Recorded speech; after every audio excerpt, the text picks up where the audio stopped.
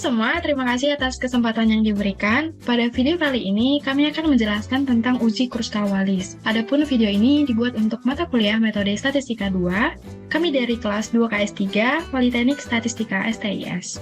Sebelumnya, kami akan perkenalkan diri kami terlebih dahulu. Perkenalkan, nama saya Elkrisia Gita Bru Pranyanangin dengan NIM 222112010 dan rekan saya. Perkenalkan, saya Adinda Sakila Putri Muslimah dengan NIM 222111844. Baik, adapun yang akan kami bahas adalah apa itu Kruskal-Wallis, bagaimana prosedur pengujiannya, bagaimana uji lanjutannya, dan ada beberapa contoh soal. Oke, kita langsung ke bagian yang pertama. Uji Kruskal-Wallis merupakan uji statistik non-parametrik untuk K-sampel independen, di mana independen berarti sampel tiap kategori harus bebas satu sama lainnya, tidak boleh ada sampel yang berada pada dua kategori ataupun lebih. Uji ini digunakan sebagai alternatif ketika ANOVA one way dalam statistik parametrik tidak dapat dipakai karena tidak terpenuhinya asumsi yang diharuskan dalam ANOVA tersebut. Uji Kruskal ini juga perluasan dari uji Mann-Whitney U-test, di mana seperti yang kita ketahui bahwa uji tersebut hanya dapat digunakan pada dua sampel independen, sedangkan Kruskal-Wallis sendiri dapat digunakan pada lebih dari dua kelompok. Uji Kruskal-Wallis menguji apakah K-sampel independen berasal dari populasi yang identik dengan cara menguji kesamaan beberapa nilai tengah. Adapun skala pengukuran data minimalnya adalah ordinal. Baik, untuk selanjutnya adalah prosedur pengujiannya. Yang pertama, kita harus menentukan hipotesis penelitian. Di sini, H0 yaitu median 1 sama dengan median 2 sama dengan sampai median K, yang artinya K kelompok memiliki distribusi populasi yang sama atau median peringkat antar kelompok sama. Begitu juga untuk H alternatifnya atau H1, MI tidak sama dengan MJ, yang artinya minimal ada satu kelompok tidak memiliki distribusi populasi yang sama atau minimal ada satu kelompok yang memiliki median peringkat yang berbeda. Yang kedua, kita menentukan tingkat signifikansi yang biasanya diketahui dalam soal. Oke, lalu yang ketiga, semua observasi dari K-sampel independen digabungkan dan disusun, di mana N adalah jumlah observasi keseluruhan. Untuk lebih memahami, misalkan di sini ada data awal, ada kelompok 1, kelompok 2, sampai kelompok ke K. Di sini ada X11, X21, yang artinya X11 adalah observasi pertama pada kelompok pertama, X21 yang berarti observasi kedua pada kelompok pertama, dan seterusnya. Di sini berarti N1 adalah jumlah observasi pada kelompok pertama, N2 berarti jumlah observasi pada kelompok kedua, dan seterusnya. Lalu, pada langkah selanjutnya adalah menentukan peringkat masing-masing observasi. Lalu, untuk nilai observasi yang sama, kita berikan peringkat rata-ratanya. Setelah semua observasi di ranking, kita jumlahkan ranking dalam tiap kelompok sampel. Jadi setelah digabungkan, kita berikan peringkat, lalu dikembalikan ke kelompok asalnya. Lalu kita jumlahkan ranking tiap-tiap kelompok sampelnya. Kita lambangkan jumlah peringkat ke I dengan RI. Kemudian di sini untuk langkah selanjutnya adalah kita menentukan statistik ujinya, di mana H sama dengan 12 per N kali N plus 1, sigma I sama dengan 1 sampai K, RI kuadrat per NI dikurang 3 kali N plus 1, di mana N adalah total observasi pada semua kelompok sampel, K adalah banyaknya kelompok sampel, RI adalah jumlah ranking observasi pada setiap kelompok sampel KI, dan I adalah banyaknya observasi pada kelompok KI. Kemudian, jika terdapat nilai yang sama, maka nilai yang sama tersebut diberi ranking rata-rata.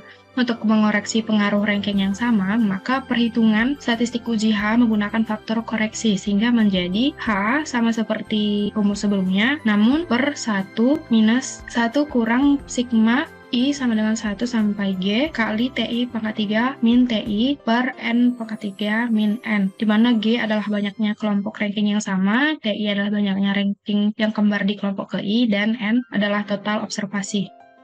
Lalu di sini pengambilan keputusan untuk setiap NI lebih kecil dari sama dengan 5 dan K sama dengan 3, tolak H0 jika H hitung lebih besar dari H tabel. Dalam hal ini kita menggunakan tabel Kruskal-Wallis atau juga dapat dari p-value lebih kecil sama dengan alpha. Nah, jika ternyata di tabel Kruskal-Wallis tidak dapat digunakan ataupun tidak ditemukan, maka di sini ada suatu kelompok dengan NI lebih besar 5 atau K tidak sama dengan 3, maka tolak H0 jika H hitung lebih besar dari H square dengan derajat bebas K-1. Lalu, kita buat kesimpulan dari hasil yang diperoleh. Baik, untuk penjelasan selanjutnya akan dijelaskan oleh Adinda. Baik, selanjutnya kita akan membahas mengenai uji perbandingan berganda dari uji Kruskal-Wallis atau biasa disebut dengan uji Dan. Uji perbandingan berganda Kruskal-Wallis ini digunakan saat uji Kruskal-Wallis mengembalikan hasil tolak Hanol. Uji Dan ini digunakan untuk menyelidiki lebih lanjut kelompok manakah yang berbeda dari kelompok yang ada pada data observasi. Pertama-tama, kita akan menentukan hipotesis dan wilayah kritis dari uji Dan ini. Hipotesis pada uji Dan adalah H0 sama dengan MI sama dengan MJ, atau hipotesis alternatifnya adalah MI tidak sama dengan MJ, di mana I atau J adalah 1, 2, hingga K, di mana K adalah total kelompok pada soal yang diberikan. Kemudian untuk wilayah kritisnya adalah tolak H0 jika nilai mutlak dari rata-rata ranking ke I dikurang rata-rata ranking ke J lebih besar dari wilayah kritis, di mana wilayah kritisnya didapatkan dari nilai Z dengan peluang alfa per K dikali K-1 dikalikan dengan akar N dikali N plus 1 per 12 dikali 1 per NI ditambah 1 per NJ. Apabila pada saat rankingan data observasi didapatkan nilai ranking kembar, maka diperlukan perhitungan dengan faktor koreksi pada wilayah kritisnya. Sehingga wilayah kritisnya berubah menjadi Z dengan peluang alfa per K dikali K-1 dikalikan dengan N dikali N kuadrat min 1 dikurang sigma I sama dengan 1 sampai G dari TI pangkat 3 dikurang TI per 12 dikali N-1 dikali 1 per NI ditambah 1 per NJ, di mana TI ini adalah banyaknya ranking yang sama pada setiap ranking. Selanjutnya akan dijelaskan oleh Kak Elgresia. Baik, untuk contoh pertama, dalam hal ini adalah K sama dengan 3 dan NI lebih kecil sama dengan 5, yaitu sebuah perusahaan memproduksi 3 jenis lampu dengan merek berbeda, yaitu merek A, B, dan C. Seorang manajer produksi ingin mengetahui apakah umur hidup ketiga merek lampu tersebut sama atau ada yang berbeda.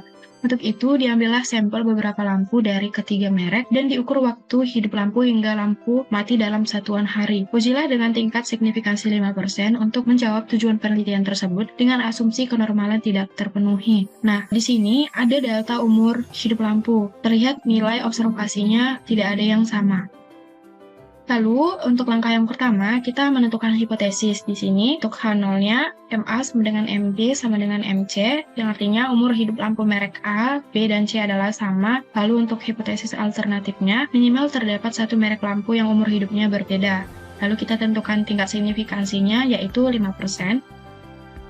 Lalu di sini kita gabungkan semua observasi, lalu kita ranking. Setelah itu kita kembalikan setiap observasi pada kelompoknya masing-masing, sehingga di sini diperoleh bilangan yang ada di sebelah kanan observasi itu adalah ranking dari setiap observasi. Lalu di sini kita peroleh ranking total tiap kelompok. Di sini untuk kelompok pertama jumlah rankingnya adalah 10, untuk kelompok kedua jumlah rankingnya 26, dan kelompok yang ketiga ada 30.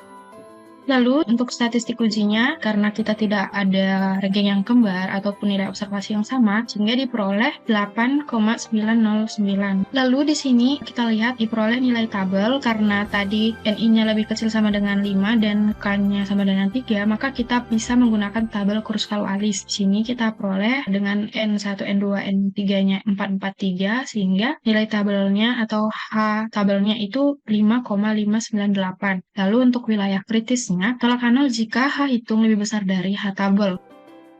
Lalu ini adalah hasil dari SPSS, ternyata sama. Di sini dapat kita lihat bahwasanya H hitungnya yaitu 8,909. Lalu di sini juga diperoleh p-value-nya 0,012. Kemudian keputusannya berdasarkan hasil perhitungan tadi, yaitu H hitung 8,909, H tabel 5,598, p-value 0,012, dan alpha 0,05, maka diperoleh H hitung itu lebih besar dari H tabel sehingga tolak H0. Kemudian p-value lebih kecil dari alpha sehingga keputusannya sama yaitu tolak H0. Sehingga kesimpulannya, berdasarkan tingkat signifikansi 5%, sudah cukup bukti untuk menyatakan bahwa ada perbedaan umur hidup dari ketiga merek lampu. Di sini kita melakukan uji perbandingan berganda atau uji lanjutan karena hasil sebelumnya yaitu tolak H0. Di sini kita lakukan uji lanjutan yaitu untuk menyelidiki kelompok mana sih yang berbeda. Selanjutnya kita tentukan dulu hipotesisnya. H0 yaitu MI sama dengan MJ, lalu H alternatif yaitu MI tidak sama dengan MJ. Lalu tolak H0 jika selisih mutlak dari rata-rata ranking kelompok KI dengan rata-rata ranking kelompok C lebih besar dari Z dengan peluang alfa per K kali K-1 akar N kali N plus 1 per 12 kali 1 per NI plus 1 per NJ. Lalu di sini kita peroleh Z dengan peluang 0,0083 yaitu 2,395, kemudian N1 sama dengan 4, N2 sama dengan 4, dan N3 sama dengan 3. Lalu di sini kita bandingkan dulu merek A dengan merek B. Diperoleh selisih mutlak dari rata-rata ranking kelompoknya yaitu 4. Lalu untuk wilayah kritisnya diperoleh 5,6167 sehingga diperoleh 4 lebih kecil dari 5,6167. Keputusannya adalah gagal tolak H0. Untuk merek A dan merek C, selisih mutlak dari rata-rata ranking merek A dengan merek C yaitu 7,5. Kemudian wilayah kritisnya yaitu 6,0668 sehingga diperoleh 7,5 lebih besar dari 6,0668. Keputusannya adalah tolak H0. Untuk merek B dan merek C, selisih mutlak dari rata-rata rankingnya yaitu 3,5, lalu wilayah kritisnya adalah 6,0668 sehingga 3,5 lebih kecil dari 6,0068. Keputusannya adalah gagal tolak H0. Berikut adalah perbandingan berganda ataupun uji lanjutan dengan SPSS. Di sini diperoleh merek A dengan merek B itu p-value-nya lebih besar dari 0,5 sehingga gagal tolak H0. Lalu untuk merek B dengan merek C itu juga lebih besar dari 0,05 sehingga juga gagal tolak H0. Namun berbeda dengan merek A dengan merek C yaitu lebih kecil dari 0,05 sehingga dia tolak H0. Sehingga didapatkan di sini berdasarkan tingkat signifikansi 5% dapat disimpulkan bahwa umur hidup merek lampu A dan B adalah sama, merek B dan merek C sama, namun umur hidup lampu merek A dan merek C adalah berbeda. Berikut adalah visualisasinya. Untuk contoh selanjutnya akan dijelaskan oleh Adinda. Selanjutnya, kita akan mengerjakan contoh soal di mana menggunakan uji Kruskal-Wallis saat NI lebih dari 5 atau K tidak sama dengan 3. Pada soal, ada seorang peneliti ingin mengetahui apakah terdapat perbedaan prestasi belajar mahasiswa yang diajar oleh dosen A, dosen B, dan dosen C. Berdasarkan data berikut, apakah dapat disimpulkan bahwa terdapat perbedaan prestasi belajar antara mahasiswa yang diajar oleh dosen A, B, dan C? Ujilah dengan alfa sama dengan 0,05. Berikut adalah data prestasi belajar mahasiswa yang diajarkan oleh dosen A, dosen B, dan dosen C. Langkah pertama, kita harus menentukan hipotesis, di mana hipotesis nolnya adalah median dari kelompok dosen A sama dengan median dari kelompok dosen B sama dengan median dari kelompok dosen C. Dengan hipotesis alternatifnya adalah minimal terdapat satu prestasi belajar mahasiswa yang berbeda dari ketiga dosen. Kemudian, kita menentukan tingkat signifikansinya, di mana pada soal ini tingkat signifikansi yang digunakan adalah sebesar 5%. Selanjutnya, kita akan menyatukan seluruh hasil observasi dan mengurutkannya dari paling kecil ke paling besar. Kemudian kita ranking, di mana ranking yang sama akan kita berikan ranking rata-rata. Pada data ini, didapatkan ada beberapa ranking yang sama, yaitu pada saat nilainya 40, terdapat 2, sehingga dua-duanya memiliki ranking sebesar 3,5. Dan pada nilai 45, terdapat 3 angka 45, sehingga ketiganya diberikan ranking sebesar 6, dan pada angka 50 ada 2 angka 50 sehingga diberikan ranking sebesar 8,5. Kemudian dari data observasi kita kembalikan lagi ke kelompoknya masing-masing dan kita jumlahkan hasil rankingnya. Didapatkan jumlah ranking dari dosen A adalah 29, jumlah ranking dari dosen B adalah 31, dan jumlah ranking dari dosen C adalah 60. Selanjutnya, kita akan menghitung statistik uji di mana RJ adalah jumlah ranking dari setiap kelompok. Pada soal yang ini, didapatkan bahwa jumlah seluruh observasi dari seluruh kelompok adalah sebesar 15. Maka didapatkan hasil statistik uji sama dengan 6,5208. Karena pada soal ini didapati ada ranking yang sama, maka diperlukan perhitungan dengan menggunakan faktor koreksi, di mana faktor koreksi didapatkan dengan cara menghitung 1 dikurang sigma I sama dengan 1 sampai G dari TI pangkat 3 dikurang TI per N pangkat 3 dikurang N, sehingga didapatkan hasilnya adalah 0,9893. Kemudian, kita menghitung statistik uji hasil koreksi dengan cara membagi hasil perhitungan sebelumnya dengan faktor koreksi, dan didapatkan hasil statistik uji koreksi sebesar 6,5913. Selanjutnya, kita tentukan nilai tabel, di mana nilai tabel didapatkan dari nilai chi-square, dikarenakan ada salah satu jumlah observasi dari salah satu kelompok yang bernilai lebih dari 5, di mana chi-square yang kita ambil adalah dengan peluang alfa dan derajat bebas K-1, di mana alfa pada soal ini adalah 0,05 dan derajat bebasnya adalah K-1 sama dengan 3-1 sama dengan 2. Pada tabel chi-square didapatkan hasil chi-square sebesar 5,99. Kemudian pada uji Kruskal-Wallis, wilayah kritisnya adalah tolak H0 jika statistik uji lebih besar daripada statistik tabel. Selanjutnya, dapat diputuskan bahwa berdasarkan hasil perhitungan, didapatkan nilai statistik uji sebesar 6,5913 dan hasil statistik tabel sebesar 5,99. Maka, hasil statistik uji lebih besar daripada hasil statistik tabel, atau 6,5913 lebih besar dari 5,99. Maka, keputusannya adalah tolak H0.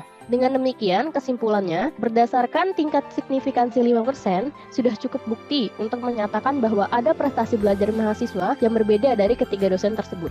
Selanjutnya, karena didapatkan hasil tolak H0 pada uji Kruskal-Wallis, diperlukan perbandingan berganda untuk menyelidiki kelompok mana saja yang berbeda. Di mana pada uji dan ini, hipotesis nolnya adalah MI sama dengan MJ, dan hipotesis alternatifnya adalah MI tidak sama dengan MJ. Kemudian, hasil uji dan akan tolak H0 jika selisih dari rata-rata ranking kedua kelompok lebih besar dari wilayah kritisnya, di mana wilayah kritisnya adalah nilai Z dengan peluang alfa per K dikali K-1 dikalikan dengan akar dari N dikali N kuadrat min 1 dikurang sigma I sama dengan 1 sampai G dari TI pangkat 3 dikurang TI per 12 dikali N min 1 dikalikan 1 per NI ditambah 1 per NJ.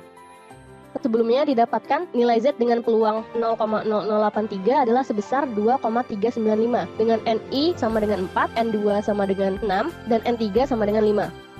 Selanjutnya, kita membandingkan nilai dari setiap dosen. Pada dosen A dan dosen B, selisih dari rata-rata rankingnya adalah sebesar 2,08 dengan wilayah kritis sebesar 8,134. 2,08 kurang dari 8,134 sehingga keputusannya adalah gagal tolak H0. Pada dosen A dan dosen C, selisih rata-rata rankingnya adalah sebesar 4,75 dan wilayah kritisnya adalah sebesar 6,304. Dapat dibandingkan 4,75 kurang dari 6,304 sehingga didapatkan keputusan gagal tolak H0. Selanjutnya, kita bandingkan pula dosen B dan dosen C. Didapatkan nilai selisih dari rata-rata rankingnya adalah sebesar 6,83 dan wilayah kritisnya sebesar 5,142. Dapat dikatakan bahwa 6,83 lebih besar dari 5,142, sehingga dapat disimpulkan bahwa keputusannya adalah tolak H0.